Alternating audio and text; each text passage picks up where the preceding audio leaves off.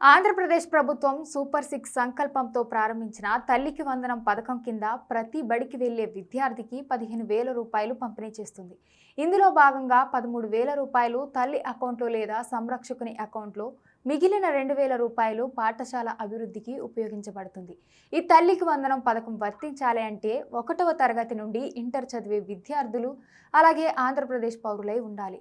గ్రామీణ ప్రాంతాల్లోని కుటుంబాల తలసరి ఆదాయం నెలకు 10,000, అదే పట్టణ ప్రాంతాల్లోని కుటుంబాలకు తలసరి ఆదాయం 12,000కు మించి ఉండకూడదు. కనీసం ప్రూఫ్ కోసం రేషన్ కార్డు అయినా ఉండాలి. వాహనాల పరిమితి 3కు మించకూడదు. భూమి 10 ఎకరాలకు మించి ఉండకూడదు. వాహనాలు ట్రాక్టర్, ఆటో తప్పితే మిగిలినవి ఉన్నవారు అనర్హులుగా గుర్తిస్తారు. ప్రతి విద్యార్థిని కూడా 75% హాజరు కలిగి ఉండాలి. జూన్ 12 నుంచి ఈ పథకం కింద మొదటి దశలో 67 లక్షల మంది విద్యార్థులకు 8,745 కోట్లు విడుదల చేశారు. పేమెంట్ స్టేటస్ చెక్ చేసుకోవడానికి వెబ్సైట్లను కూడా అందుబాటులోకి తేవడం జరిగింది. పోర్టల్ ద్వారా చెక్ చేసుకోవడానికి NBM అలాగే GSWS అనే వెబ్సైట్లను ఇవ్వడం జరిగింది.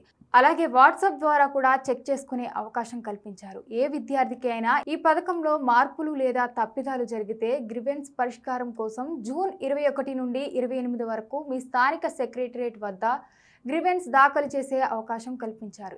ఈ ఫిర్యాదులు స్వీకరించిన తర్వాత జూన్ 30న గ్రామ వార్డు సచివాలయాల్లో అర్హుల జాబితాను ప్రదర్శిస్తారు. జూలై 5న వారి ఖాతాల్లో తల్లికి వందనం డబ్బులు జమ చేస్తారు. దీంట్లో ఏవైనా అవకతవకలు జరిగితే వెంటనే ప్రభుత్వాన్ని ఆశ్రయించాలని ప్రభుత్వం సూచిస్తోంది.